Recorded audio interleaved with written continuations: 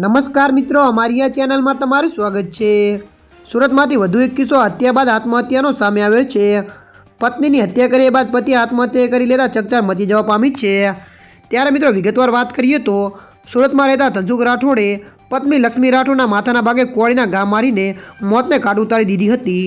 ત્યારબાદ પોતે પણ ઝેરી દવા ગટકાવીને પાણીની ટાંકી પછી કૂદીને આપઘાત કર્યો હતો। પ્રાપ્ત વિગતો મુજબ ઘરમાં થતા નાના મોટા ઝઘડાને લઈને આ સમગ્ર બનાવ બન્યો હતો। જોકે સમગ્ર મામલે પોલીસે આગળની કાર્યવાહી હાથ ધરી છે। ત્યારે મિત્રો મળતી માહિતી અનુસાર વધુ આપને જણાવી દઈએ કે સવારના સમયમાં ધનસુખ રાઠોડે તેમની પત્નીની હત્યા કરી હતી। તેમની દીકરીએ જણાવ્યું હતું કે સવારના પોરમાં તેમને એક અવાજ સાંભળ્યો હતો અને જ્યારે જોયું તો તેમની માતા લોહી લુહાણ થયેલી હતી અને તેમના પિતાના હાથમાં ધારદાર કુહાડો હતો।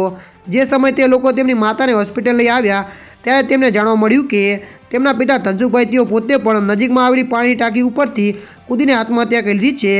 આ સમગ્ર બનાવને લઈ પોલીસે તેમની દીકરી સેજલબેનની ફરિયાદ લઈ વધુ તપાસ હાથ ધરી છે। ત્યારે મિત્રો હાલ માટે આટલું, મળીશું નવી અપડેટ સાથે। જો વિડીયો તમને પસંદ આવે લાઇક, શેર અને સબસ્ક્રાઈબ કરી નાખજો। ધન્યવાદ।